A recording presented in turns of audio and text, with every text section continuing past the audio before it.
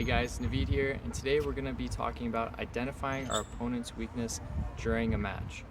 Now, most players do a poor job of reading your opponent because as soon as we step onto the court for our warm-up, our first immediate reaction is to self-evaluate how we play. Okay, so for example, how's my forehand feeling today? How's my backhand feeling today? Did I hit enough volleys today?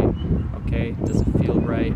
Okay, so by the time the warm-up's actually over, you've paid way too much attention to yourself and you haven't really watched what your opponent's doing during the warm-up. So this is a huge mistake. In general, you should walk onto the court already knowing what you bring to the table.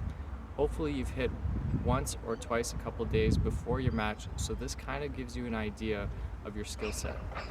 You already have an idea of what you can expect, and it might not be exactly what you thought it was going to be, but you're going to be in a ballpark range to know what's going to feel comfortable and what your biggest weakness is walking into that match. But for your opponent, you have no information, so you need to gather information quickly and effectively as possible. So once that first serve hits, you have a little bit more of a game plan as to what you're going to do during that day in that match.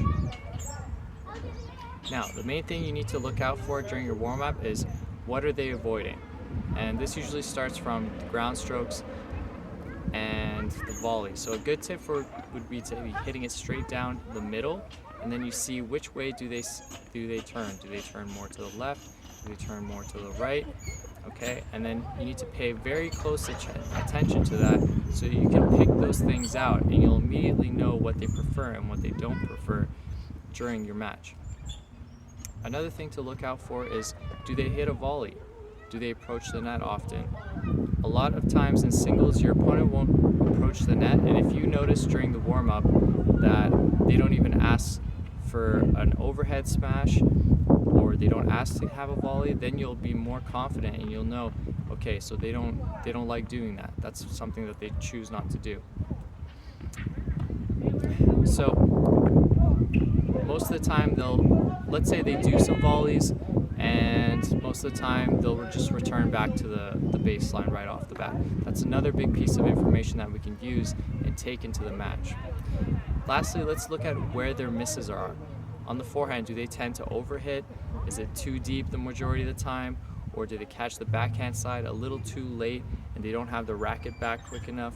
Okay, so also another thing could be, okay, they're hitting cross courts, but the cross courts are hitting the net more often. So all of these things can be pieces of information you can take and try to get your opponent off balance and uncomfortable so that you can come out on top as often as possible. Okay, so it may not happen sometimes, but when they get into a match after the warm-up, their game changes a bit all of a sudden. Let's say it's okay, they say it's for real now, and those shots that they were missing during the warm-up, now they're starting to hit them. I mean, it's an extreme example, but it's not always 100% accurate.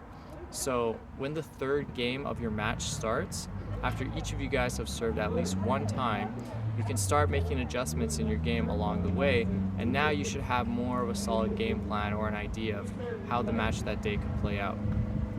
So hopefully this video was helpful to you guys for your upcoming matches, whether it's casual or competitive. Don't forget to do me a favor and like this video down below, and if you haven't already, also follow the page for more upcoming tennis tips and content. Thanks for watching this video, guys, and see you guys next time.